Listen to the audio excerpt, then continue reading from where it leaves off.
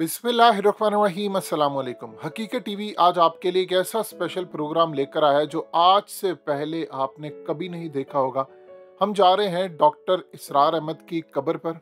आपको उनकी कब्र दिखाएंगे, आपको उनके घर लेकर जाएंगे जहां पर डॉक्टर इसरार अहमद ने सारी ज़िंदगी गुजारी। उनके ऑफिस लेकर जाएंगे, उनके दराज भी आपको चेक करवाएंगे और उनके पूरे घर के अंदर वो कहाँ पर रहते थे, क्या उनकी लाइफ थी, सब कुछ आपको दिखाएंगे। लेकिन उसके साथ साथ उनके बेटे से मिलवाएंगे जो बिल्कुल उनकी शक्ल के हैं और आवाज़ भी उनकी शक्ल की है, डॉक्टर आरिफ। वो आपको बताएंगे कि डॉक्टर इसरार अहमद को पता चल चुका था कि उनकी वफ़ात होने वाली है और तकरीबन 1 या 2 दिन पहले कौन उनसे मिलने आया था जिसने बाद में बताया कि उनको अंदाज़ा हो गया था कि डॉक्टर इसरार अहमद की वफ़ात होने वाली। और उस रात जब उनकी वफ़ात हुई तो कैसे हैरत अंगेज़ वाक़यात हुए थे उस दिन। ये तमाम चीज़ें हकीकत टीवी आपको दिखाने जा रहा है, वो चीज़ें डॉक्टर इसरार अहमद की जो आज से पहले कभी मंजर आम पर नहीं आई। तो चलिए शुरुआत करते हैं और प्रोग्राम का आगाज़ करते हैं। रहीम, अस्सलाम वालेकुम। आज हम जा रहे हैं एक ऐसी हस्ती के घर जो ख़ुद तो इस दुनिया में नहीं है, शायद वो इस वक्त कब्र में जवारे रहमत में अल्लाह ने उसको डेफिनेटली बात है जगह भी दी होगी। और उससे बढ़कर वो शख्सियत आज उम्मत मुस्लिमा के लिए एक राह मशल है। यानी आप उनकी वीडियोस देखकर आप ये पहचान सकते हैं कि अगले कुछ अरसे में पाकिस्तान और दुनिया के हालात के साथ क्या होने जा रहा है। हम गुफ्तगू कर रहे हैं मरहूम डॉक्टर इसरार अहमद की। आज हम उनके घर जा रहे हैं और हम आपको बताएंगे कि वो कितनी जायदाद छोड़ कर गए, उनकी फैमिली और उनके तमाम लोग क्या करते हैं, कहाँ पर वो बैठते थे। उनकी कब्र पर भी जाएंगे, दुआ भी करेंगे और उनकी फैमिली से वो सवालात करेंगे जो आज से पहले कोई नहीं पूछ सका। तो अब हम बिल्कुल करीब हैं मरहूम डॉक्टर इसरार अहमद के घर जाने से। चलिए चलते हैं और उनकी फैमिली से मुलाकात करते हैं। अभी हम जा रहे हैं मरहूम डॉक्टर इसरार अहमद की कब्र पर और वहाँ पर जाकर हम दुआए खैर करेंगे। डॉक्टर इसरार अहमद के बेटे हमारे साथ मौजूद हैं और उनसे गुफ्तगू भी बड़ी अच्छी रही। असल गुफ्तगू तो उन्होंने वैसे ऑफ द रिकॉर्ड की, जिसको ऑन एयर नहीं किया जा सकता। अगर कभी उनकी इजाज़त हुई तो हकीकत टीवी इंशाल्लाह आपको वो चीज़ें बताएगा जो आज से पहले आपने कभी नहीं सुनी होंगी। हमने कोशिश की कुछ उनकी लाइफ के बारे में आपको बता सकें, लेकिन हमेशा याद रखिएगा गुफ्तगू सिर्फ वही हुआ करती है जो ऑफ द रिकॉर्ड हो और उसको पब्लिश करने की इजाज़त भी कम ही मिलती है। आ रहे हैं मरहूम डॉक्टर इसरार अहमद की कब्र पर। तो ये वो जगह है जी जहाँ पर दुनिया की अजीम हस्ती मौजूद है। कौन सी वाला? अच्छा,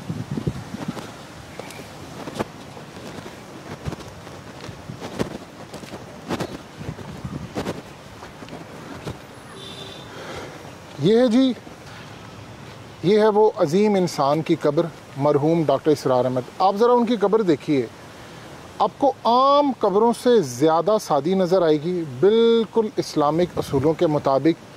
यहाँ वो शख्स दफन है जिसने इस्लाम की रोशनी पूरी दुनिया में फैलाई। असल में ये वही लोग होते हैं जो रोशनी फैलाते हैं। आज वो इस दुनिया में मौजूद नहीं है, लेकिन जितने ज़्यादा फेमस वो आज हैं कभी भी ना थे। आज हम उनकी कब्र मुबारक पर मौजूद हैं। कितनी करोड़ों रहमतें यहाँ पर नाजिल होती होंगी। वैसे मरहूम डॉक्टर इसरार अहमद कहा करते थे कि कब्र तो असल में एक गड़ा है, इंसान की रुखसती यहाँ से होकर आलम बरज़ख तक जाती है। तो हम उनके लिए दुआ भी करते हैं इस दुआ के साथ कि उनका पैगाम और उनका जो मिशन था ख़ास तौर पर कि पाकिस्तान आलम इस्लाम का किला बने और यहाँ पर इस्लामिक निज़ाम कायम हो, वो इंशाअल्लाह आज नहीं तो कल ज़रूर पूरा होगा। ये जो है ये ऑफिस ब्लॉक है। ओबे यार ये ऑफिस ब्लॉक है जहाँ पे एक तरफ जो है वो डॉक्टर साहब का ऑफिस आता है, उनके पीए का ऑफिस आता है और इधर जो है ये रास्ता है डॉक्टर साहब के मस्जिद में जाने का। कहाँ पर बैठा करते थे डॉक्टर इसरार जी अहमद? मैं बताता हूँ, आइए चलिए। जब वो नमाज़ें पढ़नी होती थी सिंपल, तो वो आके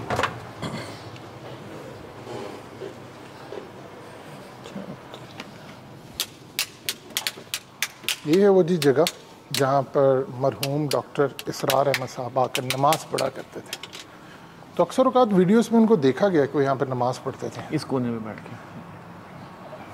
एक मिनट बताया तो ये कुर्सी यहाँ रख देते हैं। अच्छा, इस कुर्सी पर बैठकर मरहूम डॉक्टर इसरार अहमद यहाँ पर नमाज पढ़ा करते थे। एक अजीम शख्सियत। और खिताब यहाँ पे दिया करते थे। यहाँ पर मरहूम डॉक्टर इसरार अहमद बैठकर खिताब किया करते थे। आज वो नहीं है, लेकिन उनकी यादें यहाँ पर मौजूद हैं। उनको कुछ घुटनों का भी प्रॉब्लम था। जी, घुटनों की वजह से वो बैठकर नमाज पढ़ते थे। घुटनों का ऑपरेशन हुआ था उनका सन 1998 में, और उसके बाद उनकी तकलीफ़ तो ख़त्म हो गई, लेकिन थोड़ी सी ये हैंडीकैप था कि वो ज़मीन पर नहीं बैठ सकते थे, उनको बैठना पड़ता था कुर्सी पर। ये जो है अब हम जा रहे हैं यहाँ पे, ये डॉक्टर साहब का ऑफिस है, जो इस पहले यहाँ पे डॉक्टर इसरार अहमद नाम लिखा होता था, अब सदर अंजुमन है, जो इस वक्त उनके बेटे डॉक्टर आरिफ रशीद हैं। और ये डॉक्टर साहब का कमरा है।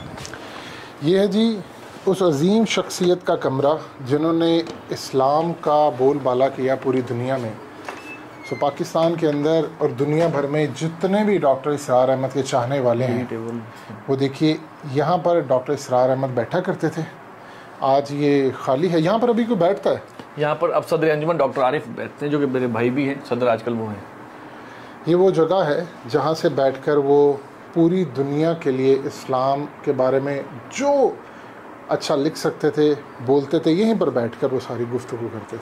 आप देखें कि आम रूटीन में कोई एक शख्स हो, जब वो इतने बड़े लेवल का होता है, उसका कमरा बड़ा लाविश होता है, बहुत बड़ा, यानी सारी दुनिया उनको देख रही होती है। लेकिन आप देखें कि इतना सादा कमरा, असल में दीन की खिदमत हो ही इस तरह सकती है कि जब आप पैसे से दूर हो। ख़ुद वो मेडिकल डॉक्टर थे, और आप देख लें कि ये वो जगह है जहाँ पर वो बैठकर दीन की खिदमत किया करते थे। अब आइए उनके बेडरूम की तरफ, और अब हम चल रहे हैं उनके बेडरूम की तरफ।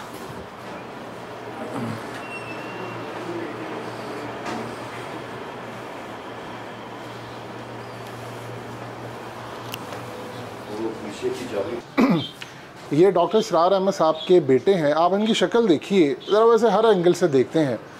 ये आपको, मुझे लग रहा है मैं डॉक्टर इसरार अहमद से मिल रहा हूँ। आप ज़रा बोल कर दिखाएं, और आपकी वॉइस भी बिल्कुल वैसी है। मेरा ख्याल है बोलने वाला बात बाद में कर लेंगे। मुझे लग रहा है मैं डॉक्टर इसरार अहमद से मिल रहा हूँ। ये आपके जो छोटे भाई हैं, वो उनकी डॉक्टर इसरार अहमद से ना शक्ल मिल रही है ना कुछ, लेकिन आप ये है जी उस अजीम शख्सियत का कमरा। आप अंदाज़ा कर लें, जो पूरी दुनिया में आलम इस्लाम की वजह से राज कर रही है।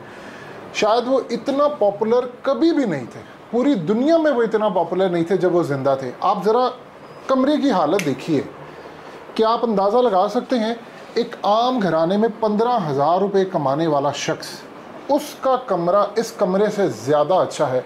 आप ज़रा देखिए, इस बेड को देखिए, आप ज़रा, आप सो सकते हैं यहाँ पर।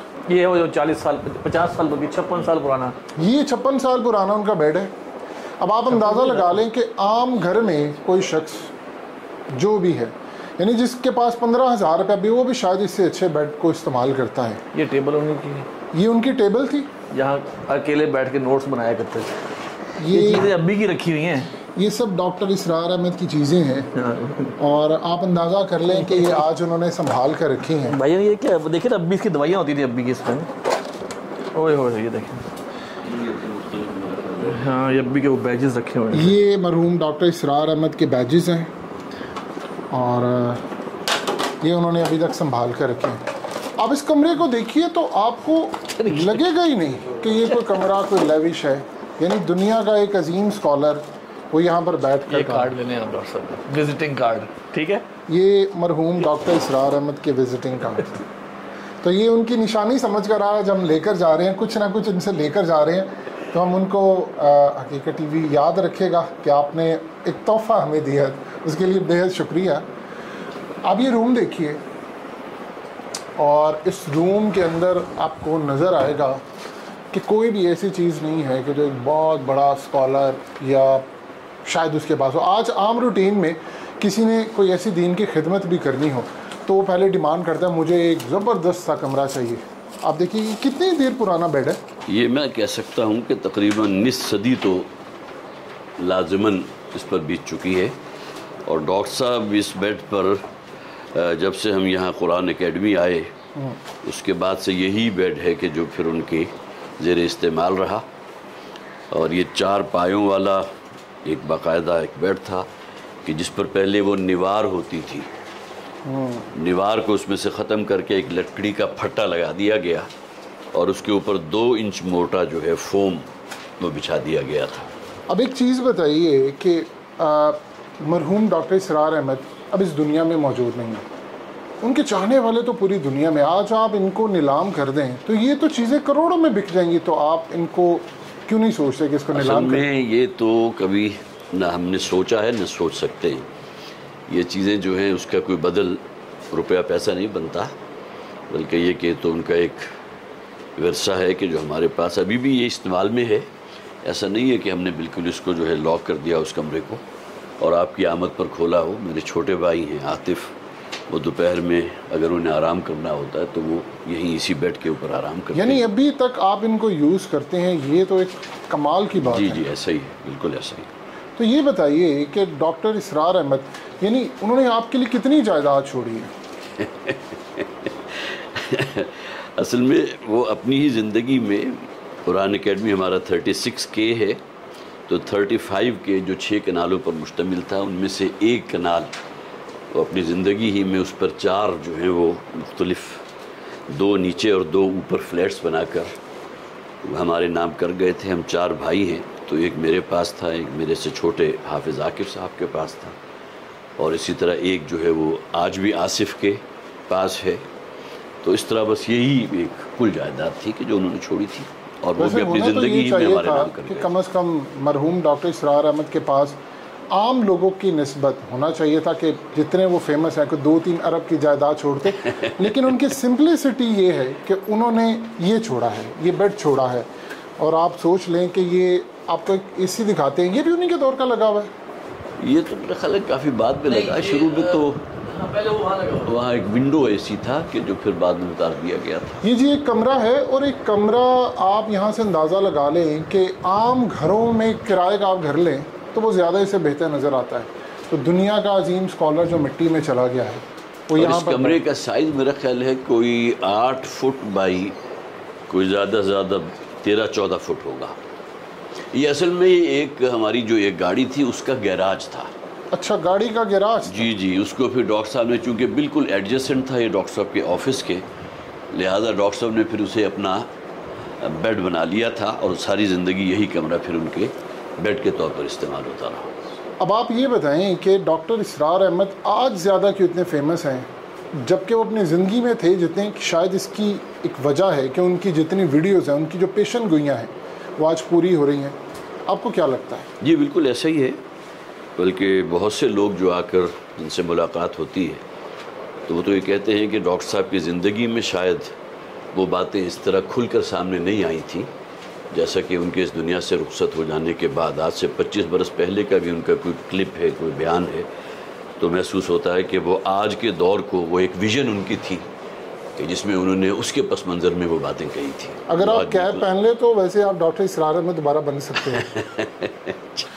اچھا، سوشل میڈیا کے حوالے سے اگر آج ڈاکٹر اسرار احمد زندہ ہوتے تو کیا وہ سوشل میڈیا پر کوئی اکاؤنٹ بناتے؟ اصل میں ڈاکٹر صاحب تو اس مزاج کے تھے ہی نہیں، اور اس میں اگر آپ کے سامنے یہ بات رکھوں کہ ایک مرتبہ امریکہ جو وزٹ ہوئی تھی ڈاکٹر صاحب کی، تو اس میں کسی صاحب نے وہ جو سیل والی گھڑی ہوتی ہے الیکٹرانک، جی، جس کے اوپر وہ ڈیجٹس آتی ہیں، تو وہ ان کو تحفتاً دی۔ اب وہ اس کا ان کو چونکہ مزاج نہیں تھا، لہٰذا اس کو استعمال کرنا یا اس کا کوئی ٹائم ایڈجسٹ کرنا یا مہینہ ایڈجسٹ کرنا ان کے اس سے بالکل باہر تھا۔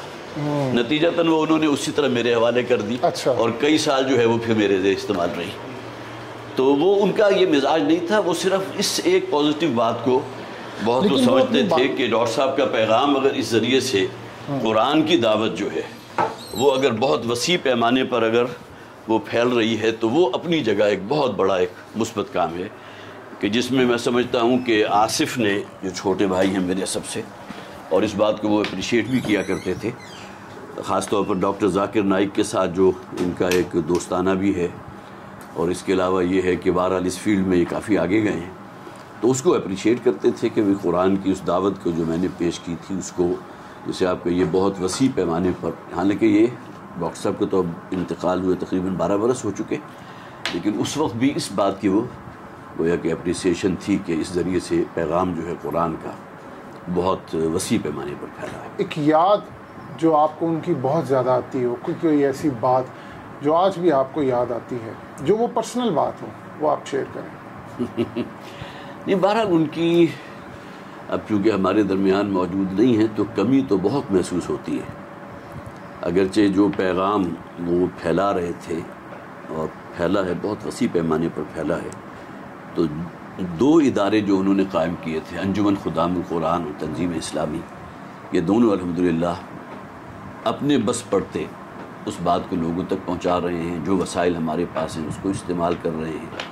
انجمن خدام القرآن جو ہے قرآن حکیم کی وسیع پیمانے پر ایک علمی کاوش ہے، جس میں ہماری جو ہے وہ ورکشاپس ہوتی ہیں، تربیت گاہیں ہوتی ہیں، 1 سالہ کورس ہے، اسی طرح پھر اس کا پارٹ 2 بھی ہے، پھر کلیت القرآن جو ہم نے قائم کیا ہے وہ بھی گویا کہ وہ دینی تعلیم اور اس کے ساتھ ساتھ عصری علوم ان سب کے ساتھ لے کر اس کو چل رہا ہے، تو الحمدللہ یہ تمام چیزیں ہیں، لیکن بہرحال ڈاکٹر صاحب اگر ہوتے تو یقیناً اس میں بہت برکت ہوتی ہے، بہت۔ اب یہ بتائیے کہ آپ ایک میڈیکل ڈاکٹر ہیں، آج کل تو ڈاکٹر ارب پتی ہوتے ہیں، کروڑوں پتی ہوتے ہیں، آپ کی حالت دیکھ کر تو ایسا نہیں لگ رہا۔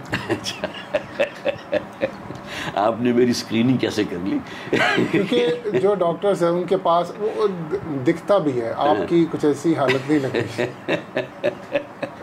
کیونکہ جس کا باپ اگر ڈاکٹر اسرار احمد ہوگا وہ لوگوں پر رحم نہ کرے، یہ ایسا نہیں ہو سکتا۔ اچھا، بہرحال جی ڈاکٹر صاحب سے تو ہم نے یہی سیکھا ہے کہ ہمیں اگر کچھ کرنا ہے تو اپنی اصل زندگی کے لیے کرنا ہے، سمجھے نا جی۔ یہ دنیا ہے، یہاں کے جو 50 60 70 برس انسان جو ہے گزار کے چلے ہی جاتا ہے، اور جو بلینئر ہوتے ہیں یا اس سے بھی بڑھ کر آگے دولت مند ہوتے ہیں، شاید ان کی یہ دنیا کی زندگی خاصی تکلیف میں گزرتی ہے، جبکہ ایک وہ شخص کے جو بہرحال جس کے پاس یہاں ایسا نہیں ہے کہ وہ وسائل نہیں، الحمدللہ رہنے کے لیے جگہ ہے، جس طرح ڈاکٹر صاحب نے بھی ایک انٹرویو میں ایک دن جیو کے ساتھ جو تھا اس میں کہا تھا کہ اس چھوٹے سے کمرے جس کی ابھی آپ نے وزٹ کرائی ہے تو اس میں دنیا کی ہر نعمت مجھے مل رہی ہے، چھوٹا سا ایک فریج بھی اس وقت موجود ہوتا تھا، بالکل چھوٹے سائز کا، اسی طرح جو ہے اسٹڈی ٹیبل بھی تھی، اس میں ڈرار بھی تھے، اپنے لکھنے پڑھنے کی چیزیں بھی تھی، ایک بیڈ بھی تھا، ساتھ ہی ایک صوفہ کم بیڈ بھی تھا جس پر میری والدہ جو ہیں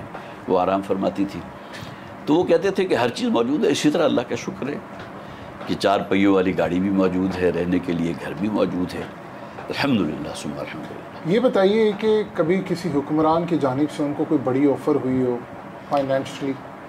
وفاقی وزارت جو ہے مذہبی امور کی، وہ تو جنرل ضیاء الحق صاحب نے میرا خیال ہے کہ ان کو یہ پیش بہت کی بڑا تھی۔ انکشاف کر رہے ہیں آپ۔ یہ میرا خیال ہے ایسا ہی ہے کہ بھئی آصف مرکزی وزارت پیش کی تھی مذہبی امور کی، ضیاء الحق صاحب کے دور کی بات ہے، لیکن یہ کہ بعد انہوں نے کہہ دیا تھا کہ جی جو بھی معاملات ہیں، جو حالات ہیں، اس میں انہوں نے معذرت کی تھی۔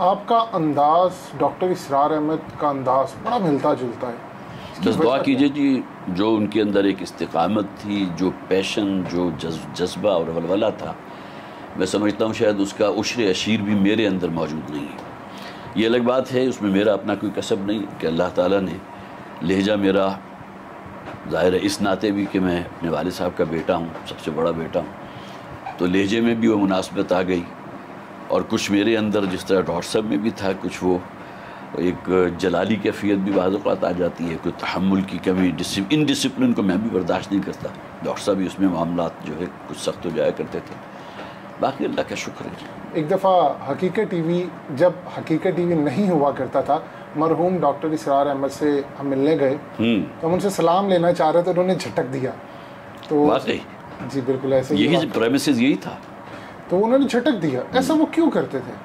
جھٹک دیا مطلب وہ کہتے تھے کہ نہیں، آپ ایسا کبھی نہیں ہوا، وہ اصل میں ہوتا یہ تھا کہ جب ڈاکٹر صاحب کا کہیں فرض کیجئے خطاب ہوا تو اب سینکڑوں کی تعداد میں لوگ جو ہیں ان سے مسافہ کرنے کے لیے آگے بڑھتے تھے، اور بہت سے لوگ ہوتے تھے کہ مسافہ نہیں بلکہ معانقہ بھی کرنا ہے، اور معانقہ بھی ایک پر اکتفا نہیں کرنا، 3 مرتبہ کرنا ہے۔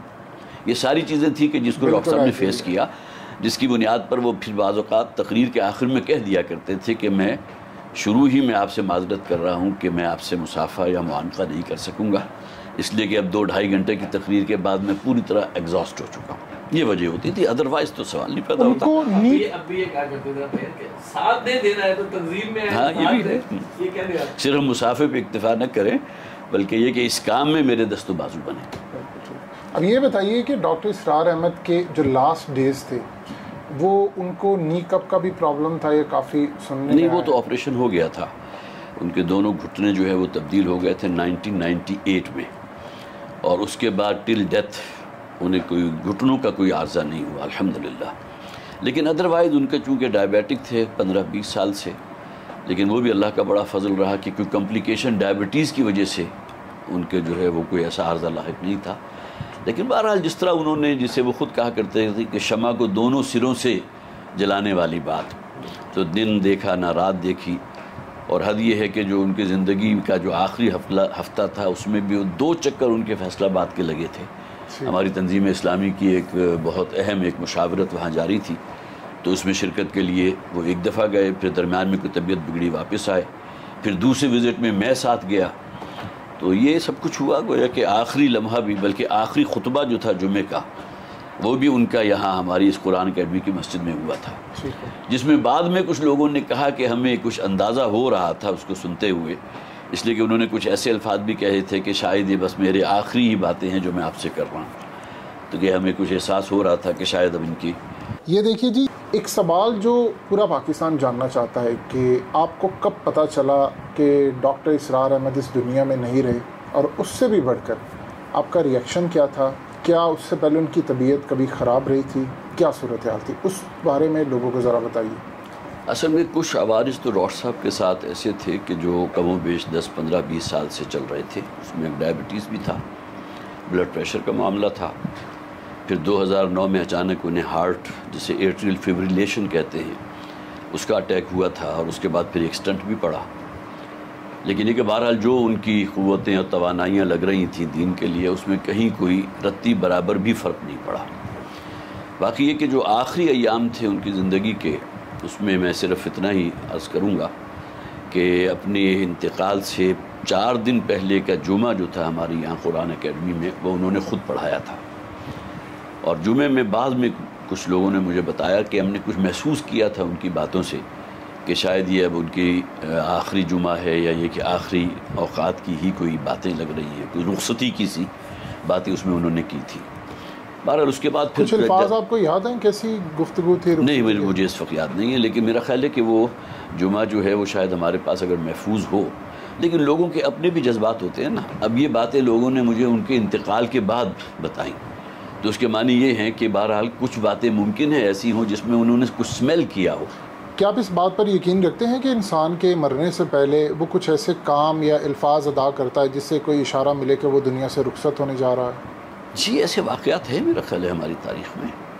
نبی اکرم صلی اللہ علیہ وسلم، اگرچہ نسبت خاک راہ کی بات ہے کہ حضور کے ساتھ کسی اور شخص کی کیا نسبت ہو سکتی ہے، لیکن یہ کہ آپ کا بھی جو حجۃ الوداع کا خطبہ تھا اس میں آپ نے جو کہا تھا کہ شاید آج کے بعد میری اس جگہ تم سے ملاقات نہ ہو، تو ابوبکر صدیق رضی اللہ تعالیٰ عنہ جو ہے زار و خطار رونے لگے. اسی طرح بعض اور باتیں بھی آپ نے ایسی کہی تھی کہ جس سے صحابہ کرام نے کچھ اسیس کر لیا تھا کہ اب شاید نبی اکرم صلی اللہ علیہ وسلم کی رخصتی ہے. تو باقی یہ چیزیں ہیں، اللہ تعالیٰ جو ہے وہ اس کا امر ہے، اس کی حکمت ہے کہ کس کو ایسی چیزیں بتا دے.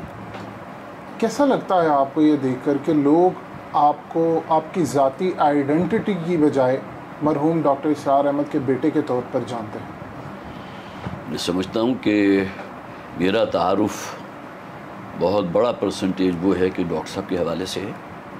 اس میں ایک فیکٹر یقیناً آپ اس کو شامل کر سکتے ہیں کہ جو مشن ڈاکٹر صاحب کا تھا اس کو ہم لے کر آگے بڑھ رہے ہیں الحمدللہ.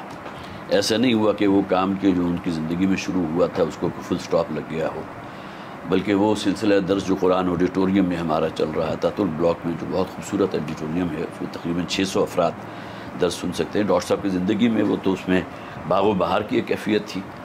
لیکن یہ کہ 2006 میں پھر وہاں جو ان کا درس چل رہا تھا، سلسلے وار درس، اس کی ذمہ داری انہوں نے میرے کاندھوں پر منتقل کر دی تھی. تو 2006 سے لے کے اور آج تقریباً 16 برس تک اس ذمہ داری کو میں نبھا رہا ہوں الحمدللہ.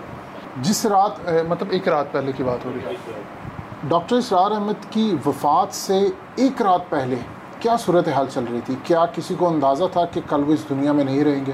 وہ ذرا واقعہ کھل کر بیان کریں. یہ ڈاکٹر صاحب کے جیسا کہ میں نے عرض بھی کیا تھا، کچھ امراض تو ایسے تھے جو چل رہے تھے، لیکن آخری 3 دن انہیں پھر شدید بخار بھی ہوا، اور پھر یہ ہے کہ ایک اسہال کسی کیفیت، پیٹ بہت خراب ہوا، اس کی وجہ سے ضعف اور کمزوری ہوئی، اور اسی طرح ان کے کچھ تکالیف، خاص طور پر کچھ کمر کی تکلیف بھی بڑھ گئی تھی. تو ڈاکٹر عامر عزیز جو میرے کلاس فیلو ہیں، تو ان سے میں نے ذکر کیا تو وہ پھر آئے بھی ڈاکٹر صاحب سے ملنے کے لیے. اب ملاقات کے بعد انہوں نے پھر اگرچہ ان کے انتقال کے بعد مجھے کہا، یہ نہیں کہ اسی دن کہہ دیا ہو، لیکن بعد میں کہا تھا کہ اس دن جو میں ڈاکٹر صاحب سے ملا تھا تو میں بھی یہ سمجھ رہا تھا کہ یہ شاید ڈاکٹر صاحب کے بس 1-2 دن ہی باقی ہیں. اب کس بنیاد پر انہوں نے کہا، میں چونکہ اس موقع پر موجود نہیں تھا، لہٰذا کوئی باتیں شاید ڈاکٹر صاحب نے ایسی کی ہوں کہ جس سے ڈاکٹر عامر عزیز نے یہ اندازہ لگایا ہو کہ شاید یہ اب وہ آخری ایام جو ہیں، جسے کاؤنٹ ڈاؤن کہتے ہیں، وہ شاید شروع ہو چکا ہے. لیکن یہ بہرحال آخری 3 دن جو ہے ان کے کچھ بیماری میں گزرے تھے، اور اس میں کچھ کیفیت بھی ان کی بے چینی کی رہی تھی. اور باقی یہ کہ جس رات ان کا انتقال ہوا ہے، تو میں نے اگرچہ درمیان میں 1-8 دفعہ ان سے کہا بھی تھا کہ اگر آپ محسوس کریں تو ہم آپ کو ہاسپٹل لے چلتے ہیں. تو ڈاکٹر صاحب نے اس سے انکار کیا تھا، نہیں میں ہاسپٹل نہیں جانا چاہتا، اس لیے کہ بہرحال ہاسپٹل میں جو کچھ ہوتا ہے پھر گویا کہ آپ اپنے لواحقین کے جو ہے ان کو بالکل بائی پاس کر کے جو وہاں کا عملہ ہے اس کے ہاتھ میں ہوتے ہیں، خواہ نرسز ہوں، خواہ وارڈ بوائز ہوں، خواہ ڈاکٹرز ہوں. تو اسے انہوں نے خاص طور پر اسے منع کیا تھا کہ نہیں وہاں نہیں لے کر جانا. تو خیر بہرحال اس کے بعد رات کو جب ہم رخصت ہوئے تو طبیعت ٹھیک تھی، اگرچہ کچھ بخار بھی تھا، لیکن یہ کہ کوئی رات 3 بجے کے قریب پھر جو ان کا ایک خادم ہے جو میرا خیال ہے کم و بیش 10 سال ان کے ساتھ رہا ہے، اور وہ ڈاکٹر صاحب کے ساتھ ہی اسی کمرے میں وہ جو چھوٹا صوفہ کم بیڈ ہے اس کو فولڈ کر کے تو زمین پر وہ بچھا کے اپنا میٹرس وہاں سویا کرتا تھا. تو اس نے کوئی 3 بجے کے قریب مجھے فون کیا کہ ذرا آئیے ڈاکٹر صاحب، مجھے ٹھیک نہیں لگ رہی طبیعت. اب جب میں گیا تو کوئی کسی قسم کا وہ شور ہنگامہ بالکل نہیں تھا. تو میں نے کہا تمہیں کیسے پتہ چلا؟ تو ڈاکٹر صاحب تو شاید ابھی سو رہے ہیں، اس لیے کہ میں ابھی کچھ فاصلے پر تھا. تو اس نے کہا جی کہ ڈاکٹر صاحب کی کوئی خراٹوں کی جو آواز ہوتی ہے وہ کم سے کم 10-15 منٹ سے میں دیکھ رہا ہوں کہ وہ میں نہیں سن رہا. تو اس پر پھر میں ذرا تھوڑا سا چوکنا ہوا کہ کیا معاملہ ہے. تو میں چونکہ میڈیکل ڈاکٹر بھی ہوں تو میں نے پھر جب آگے بڑھ کر دیکھا تو محسوس ہوا کہ وہ جو بھی علامات ہوتی ہیں کسی شخص کے زندہ ہونے کی وہ موجود نہیں تھی. آنکھوں کی پتلی جو ہے وہ بھی ریئیکٹ نہیں کر رہی تھی، اسی طرح بی پی جو تھا وہ نہیں تھا. تو معلوم ہوتا ہے کہ اسی عالم نوم میں وہ جو سوئی ہوئی حالت ہی میں اللہ تعالیٰ نے فرشتہ اجل کو بھیجا ہے اور اس نے اس روح کو قبض کر لیا. تو کوئی کسی قسم کی تکلیف، کوئی ہنگامہ کہ فوراً بھاگو دوڑو ہاسپٹل کی طرح، بلاؤ 112 کو اور یہ کرو اور وہ کرو، اس کی کوئی نوبت ہی نہیں آئی. کیا آپ سمجھتے ہیں کہ ڈاکٹر اسرار احمد کا مشن ابھی تک ادھورا ہے؟ جی میں سمجھتا ہوں، اس لیے کہ ڈاکٹر صاحب کو اس پاکستان کا قیام چونکہ اسلام کے نام پر ہوا ہے، اور خاص طور پر اس بات کو جتنا ڈاکٹر صاحب نے ہائی لائٹ کیا ہے کہ جس طرح قرآن حکیم 27ویں شب نازل ہوا، اسی طرح اللہ تعالیٰ نے پاکستان کا تحفہ بھی ہمیں 27ویں شب ادا کیا ہے. تو یہ ایک بہت بڑی بات ہے. لہذا وہ سمجھتے تھے کہ ڈیسٹنی جو ہے وہ تو انشاءاللہ جو بھی ایک آخر میں جو کوئی تحریک اٹھے گی، اور پھر وہ جو امام مہدی ہے وہ بہرحال اپنی جگہ ایک موضوع ہے، اس کے اوپر میں کوئی گفتگو نہیں کرنا چاہتا، وہ ایک علمی موضوع ہے. لیکن یہ کہ جو بھی لشکر اٹھیں گے بالآخر اسلام کو جو فتح ہوگی تو وہ شاید یہی خراسان کا علاقہ ہے جس میں پاکستان. تو بھی آپ کو کیا لگتا ہے کتنا وقت باقی ہے کہ پاکستان اپنی ڈیسٹینیشن تک پہنچ جائے گا؟ کچھ نہیں کہا جا سکتا. جو موجودہ ڈاکٹر صاحب کی آخری زندگی کے جو بھی ہمارے علم میں ہے وہ یہ کہ پاکستان کے مستقبل سے خاصی حد تک مایوس بھی تھے. یہی وجہ ہے کہ ان کی ایک تقریر آج بھی موجود ہے یوٹیوب کے اوپر کہ کیا پاکستان کے خاتمے کی الٹی گنتی کا آغاز ہو چکا ہے. تقریباً 2-2.5 گھنٹے کا ان کا خطاب ہے. کسی کو انٹرسٹ ہو تو میرا خیال ہے یہ عنوان اگر دے گا تو وہ جو ہے نیٹ کے اوپر حاصل کر لے گا. لیکن یہ کہ اس کے باوجود بھی ایک موہوم سی ایک امید ضرور تھی کہ جہاں اللہ تعالیٰ کی عنایت اتنی رہی ہے کہ کیسے کیسے کرائسس میں سے پاکستان کو اللہ نے نکالا ہے، تو کیا جب کہ اللہ تعالیٰ وہ آخری مرحلہ ہے وہ بھی یہاں پاکستان کے رہنے والوں کے نصیب میں. جب آپ دیکھتے ہیں کہ مرحوم ڈاکٹر اسرار احمد کی جو پیشن گوئیاں یا گفتگو ہے وہ آج پوری ہو رہی ہے اور ہر شخص کے موبائل میں وہ کلپ موجود ہے، تو کیا آپ کا ریئیکشن ہوتا ہے یہ سب دیکھ کر؟ تو ریئیکشن تو جو ہر شخص کا ہوتا ہے وہی میرا ہوتا ہے کہ واقعتاً اللہ تعالیٰ نے جو ویژن ڈاکٹر صاحب کو دی تھی تو اسی کا ایک گویا کہ ظہور تھا کہ جو آج سے 25 برس پہلے کی باتیں بھی ان کی اب بالکل سچ ثابت ہو رہی ہیں، خاص طور پر عالم عرب کے حوالے سے جو باتیں انہوں نے کی۔ عرب ڈاکٹر اسرار احمد سے کیوں پریشان ہے اور خفا کیوں ہے؟ کیا یہ بات سچ ہے کہ ان کے خطابات پر پابندی ہے عرب ورلڈ میں؟ اصل میں ایک زمانہ تو ایسا تھا کہ جب کہ ڈاکٹر صاحب نے جب وہ اسلامی انقلاب اور خلافت کی بات کی تھی تو ڈاکٹر کو پابندی لگی تھی، خاص طور پہ متحدہ عرب امارات میں تو ڈاکٹر صاحب وہاں چلے گئے تھے اور وہاں سے ایئرپورٹ سے واپس کیا گیا تھا، اس لیے کہ وہاں ڈاکٹر صاحب کے کچھ پروگرام وغیرہ پہلے سے ارینج تھے، لیکن اس پر جو ہے نوبت نہیں آئی، وہیں ایئرپورٹ پر اترتے ہی معلوم ہو گیا کہ یہاں اب آپ داخل نہیں ہو سکتے۔ تو بہرحال وہ اپنی جگہ ایک بہت بڑا ایک باب ہے کہ ان کے اندر کیا چیزیں، خلافت کہ جس میں اصل شے جو ہے وہ بادشاہت نہیں ہے بلکہ خلیفہ ہونے کا تصور، تو وہ چیز آسانی سے جو ہے پیلیٹیبل تو نہیں ہے نا۔ کیا آپ سمجھتے ہیں کہ پاکستان میں اسلامک نظام کبھی آ سکے گا؟ جی امید تو رکھنی چاہیے، لا تقنطوا من رحمت اللہ، اللہ کی جو بھی ایک جسے آپ یہ ڈیوائن جو اس کا ایک ہے پلاننگ ہے، اس میں کیا عجب کہ اللہ تعالیٰ اسی خطے کو اس کام کے لیے منتخب کرے۔ اگر آج ڈاکٹر اسرار احمد زندہ ہوتے تو موجودہ حالات کو دیکھ کر آپ کے خیال میں کیا کہتے ہیں؟ ڈاکٹر صاحب تو پہلے بھی حالات کا بہت شکوہ اور رونا کرتے رہے ہیں، خاص طور پر یہ سود کے حوالے سے، جس طرح نواز شریف کو ایک اتنی اکثریت حاصل ہوئی تھی اور 2 مرتبہ ڈاکٹر صاحب کے پاس آ کر اس نے وعدہ کیا تھا، تو اس کے بہت ہی برے اثرات تھے جو ڈاکٹر صاحب پر رہے ہیں کہ ایک شے جو کمٹ کر کے گئے، نہ صرف وہ بلکہ ان کے والد صاحب شریف صاحب، ان کی طرف سے بھی جو گویا کہ اس بات کو کہا گیا تھا کہ جی بالکل ہونا چاہیے، اور اس کے لیے انہوں نے ٹائم فریم بھی دے دیا تھا۔ ان کا کہنا تو غالباً یہ تھا کہ یہ پوری کی پورا جو ہے سودی نظام کو لپیٹو اور 6 مہینے یا 1 سال کے اندر اندر اس کو اسلامی بینکاری کے اندر جو ہے اس کو تبدیل کرو، لیکن وہ ساری چیزیں جب حکومت خود ہی جو ہے اس کے خلاف اپیل میں چلی گئی، اس فیصلے کے خلاف، تو باقی کیا رہ جاتا۔ یہ ڈاکٹر صاحب کی انتقال کے بعد جو ان کی مختلف تحریریں ہیں، جو کلپس تھے، ان سے کچھ چیزیں منتخب کر کے باقاعدہ پھر ہم نے شائع بھی کی تھی مکتوبہ ختام القرآن کے تحت۔ تو یہ ایک ملفوظات کے نام سے ہے، خطبات کے نام سے، یہ میں آپ کی نظر کر رہا ہوں، ضرور اس کا مطالعہ کیجیے گا۔ جس طرح آپ نے کہا کہ آپ کے USB میں، آپ کے موبائل میں ڈاکٹر صاحب کی آج بھی دورہ ترجمہ قرآن کے جو ہیں کلپس موجود ہیں اور آپ اکثر اسے سنتے ہی رہتے ہیں، تو اسی طرح یہ کتابیں جو ہیں اس کا بھی آپ مطالعہ کیجیے گا۔ جی ضرور، تھینک یو سو مچ، بہت شکریہ۔ یہ ہے ستارہ امتیاز جو جنرل ضیاء الحق نے ڈاکٹر اسرار احمد کو دینے کے لیے ان کو انوائٹ کیا ایوان صدر۔ آپ اس شخص کی عظمت کا اندازہ کیجئے، وہ ان چیزوں سے بڑے اوپر تھے۔ انہوں نے اس کو ریسیو کرنے سے انکار کر دیا، لینے سے انکار کر دیا، وہ گئے ہی نہیں، اور اس کے بعد پھر ستارہ امتیاز ان کے گھر پر بائی پوسٹ پہنچا۔ ان کے بیٹے نے بتایا کہ یہ ستارہ امتیاز آیا ہے آپ کے لیے، انہوں نے اس کو دیکھا اور وہ رکھ دیا، اور آج تقریباً 40 سال سے زائد کا عرصہ ہو گیا، یہ وہیں پر پڑا ہے۔ ہم آپ کو دکھاتے ہیں، ذرا اس کی بیک گراؤنڈ میں دیکھیے، ڈاکٹر اسرار احمد کا نام لکھا ہوا ہے۔ آپ حیران ہوں گے اس بات کو جان کر، اس ستارہ امتیاز کے لیے کتنی اپروچ کی جاتی ہے، کتنی سفارشات کی جاتی ہیں۔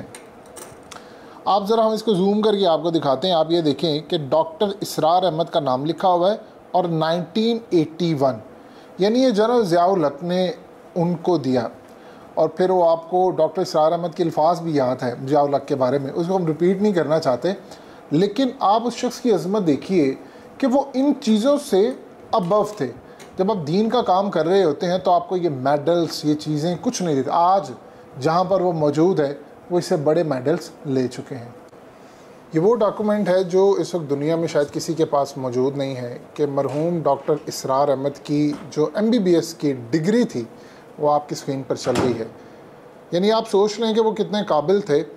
جب دین کی خدمت کا کام ہوتا ہے تو وہی شخص کر سکتا ہے جو ان تمام چیزوں سے آزاد ہو۔ ان کو پیسوں کی ضرورت نہیں تھی، اگر وہ ڈاکٹر بنتے تو کافی کچھ کما سکتے تھے، لیکن انہوں نے اپنی میڈیسن یا اپنی میڈیکل کی جتنی زندگی تھی وہ وقف کر دی اسلام کے لیے۔